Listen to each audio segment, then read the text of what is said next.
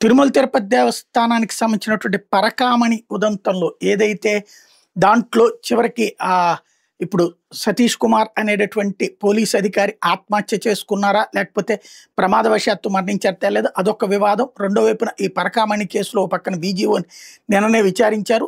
హైకోర్టుకి వచ్చే నెల 2వ తారీఖు లోపు వివరాలు సబ్మిట్ చేయాల్సి ఉంది.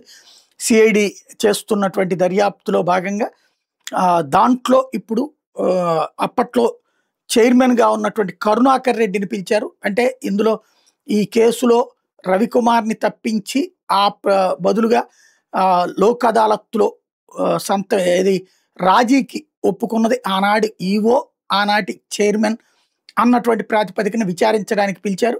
పద్మావతి గెస్ట్ హౌస్లో విచారిస్తాం రమ్మని పిలిచారు. దీన్ని ఇంకొక వైపున సజ్జల రామకృష్ణారెడ్డి తీవ్రంగా తప్పుపడుతూ వచ్చారు. లడ్డూ కేసులోనైనా ఈ కేసులోనైనా నిజమైన దర్యాప్తు కోణంలో నుంచి కాకుండా కేవలం రాజకీయ కోణంలో వైసీపీని ఎట్లా ఇరికించాలన్నటువంటి కోణంలోనే దర్యాప్తు చేస్తున్నారు.